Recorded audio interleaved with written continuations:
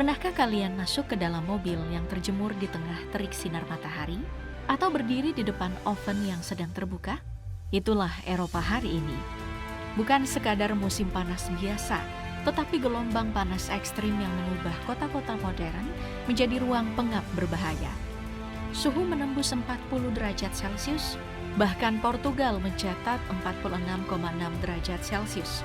Jalan meleleh, rumah berubah jadi perangkap panas, kebakaran hutan mengancam, rumah sakit kewalahan dan ribuan kematian berlebih mulai tercatat. Lalu apa sebenarnya yang sedang terjadi?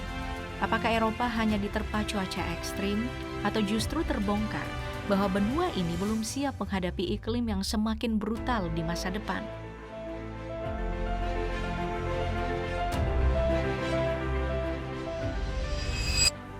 Eropa kini masuk ke fase cuaca yang mengkhawatirkan.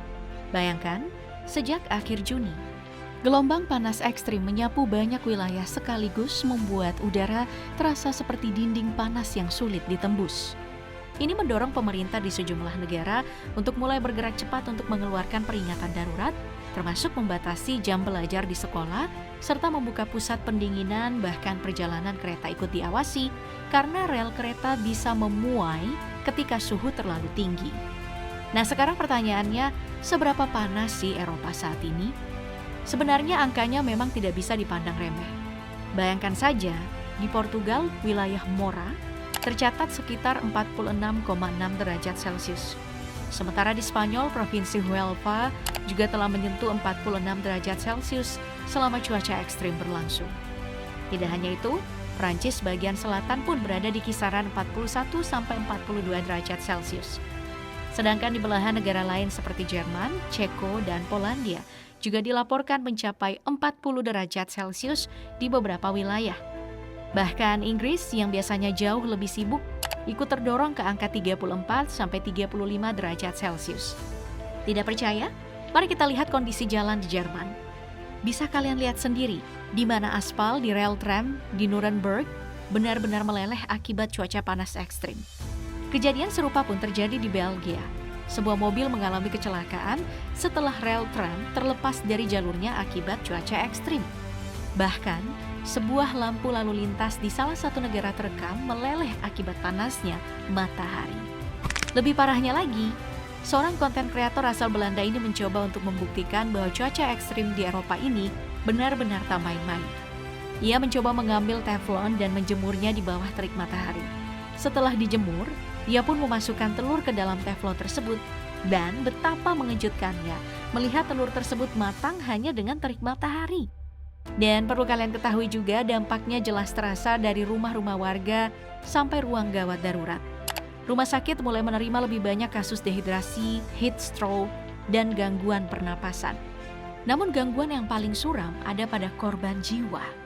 WHO mencatat lebih dari 1.300 kematian berlebih di Eropa sejak 21 Juni, dengan sekitar 1.000 diantaranya terjadi di Perancis. Para ahli memperingatkan, panas ekstrim seperti ini membuat tubuh kehilangan kemampuan mengatur suhu, lalu memicu dehidrasi berat, heat stroke, serangan jantung, stroke, hingga gagal napas. Namun perlu dicatat juga, kejadian seperti ini sering terjadi pada lansia, anak-anak, dan pekerja luar ruangan. Lantas mengapa Eropa bisa mengalami cuaca ekstrim seperti ini? Padahal mereka tidak termasuk dalam wilayah tropis. Menurut ilmuwan iklim, pola ini diperparah oleh heat dome, omega block, dan pemanasan global yang membuat gelombang panas datang lebih sering, bertahannya lebih lama, dan semakin mematikan. Sehingga kejadian ini akhirnya terjadi di wilayah bagian Eropa Barat dan Tengah. Untuk mengatasi gelombang panas ini, beberapa penduduk Eropa memilih untuk berenang di sungai hingga berdiri di bawah semburan air. Namun di Prancis, gelombang panas ini membuat penduduk di sana berbondong-bondong membeli AC dan kipas angin. Mereka berebut hingga membuat stok AC dan kipas angin di Prancis menjadi barang yang langka. Selain itu, yang memperburuk cuaca panas di Eropa adalah struktur bangunannya itu sendiri. Sebagian besar bangunan di Eropa dirancang sebagai perangkap panas demi bertahan dari musim dingin yang membeku. Arsitektur tradisional hingga modern di sana mengutamakan insulasi super tebal, dinding bata padat, dan jendela berlapis ganda. Tujuannya satu, untuk menahan kehangatan di dalam ruangan selama mungkin agar menghemat energi pemanas. Sebaliknya, ventilasi silang sangat minim dan pemasangan AC jarang diprioritaskan karena cuaca panas ekstrim dulunya langka.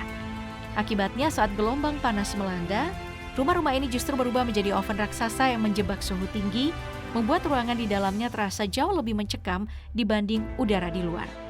Sayangnya ini baru awal, karena sebelum gelombang panas ini terjadi, Eropa telah mengalami cuaca ekstrim yang jauh lebih serius dan mengkhawatirkan.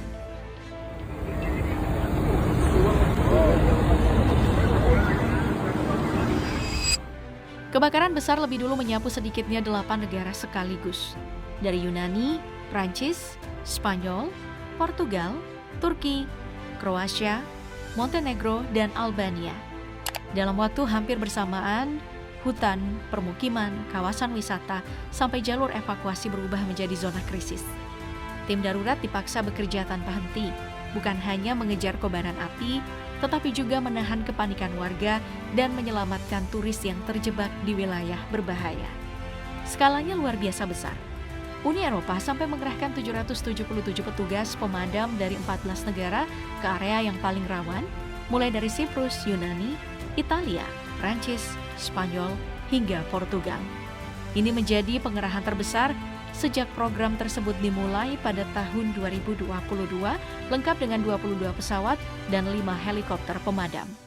Yang membuat situasinya makin mengerikan, api ini tidak berhenti pada hutan. Ia ikut mengancam nyawa, rumah, pariwisata, dan ekosistem. Eropa kini bukan hanya menghadapi musim panas, tetapi musim bencana yang datang bertubi-tubi. The blaze broke out on Saturday night near Huelva in the Andalusia region and may have been started deliberately. Setelah panas berubah menjadi api, cuaca Eropa berbalik liar. Para ahli menyebut pola ini sebagai climate whiplash. Saat wilayah yang baru saja terbakar suhu ekstrim tiba-tiba dihantam badai brutal. Di Belanda, badai besar menerjang Groningen Timur dengan kerusakan yang diduga berasal dari tornado berkekuatan EF2. Di Thornwood, sebuah barn bersejarah hangus setelah tersambar petir. Di dekat Coevorden, seorang perempuan 25 tahun tewas tertimpa pohon tumbang. Lalu datanglah angka yang mengejutkan. Pada tanggal 27 sampai 28 Juni, tercatat ada 301.137 sambaran petir sebelum tengah malam. Jumlah ini 2 kali lipat dari rekor yang baru tercipta seminggu sebelumnya. Ancaman pun belum berhenti. Estofex memperingatkan potensi MCS parah yang bisa berkembang menjadi dereko di Jerman Tengah, dari timur laut Spanyol hingga Prancis, Jerman, Swedia Selatan, dan Polandia, barat laut. Bahaya yang mengintai sama, yakni hujan es besar, angin merusak, dan badai yang cepat.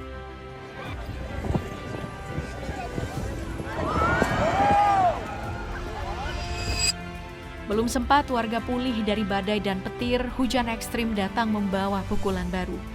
Air turun deras setelah berhari-hari terpanaskan, membuat tanah dan drainase yang sudah kewalahan tidak sanggup lagi menahan limpasan. Di Twente, Belanda, sebuah pesta pernikahan dengan sekitar 150 tamu mendadak berubah kacau. Saat upacara masih berlangsung, lokasi itu terendam banjir setelah tanggul sungai jebol tiba-tiba. Dalam hitungan menit, suasana bahagia berubah menjadi kepanikan.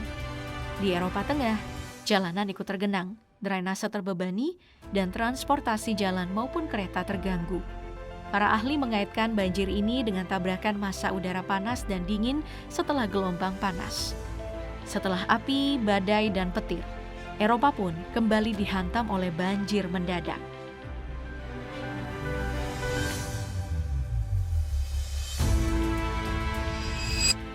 Ironisnya, banjir itu datang saat banyak tanah di Eropa sudah mengering sejak bulan Mei. Panas panjang dan minim hujan membuat kelembapan tanah hilang, sehingga api lebih mudah menjalar dan gelombang panas terasa lebih berat. Di Slovakia, sekitar 44% wilayahnya mengalami kekeringan tanah signifikan hingga ekstrim. Di Prancis, lapisan tanah atas bahkan disebut terlalu kering sampai tidak mampu lagi mendinginkan dirinya secara alami. Dampaknya pun serius. Resiko gagal panen meningkat, pasokan air bersih tertekan, dan kebakaran hutan makin sulit dikendalikan. Eropa bukan hanya menghadapi udara panas, tetapi tanah rapuh yang siap menjadi bahan bakar bencana berikutnya.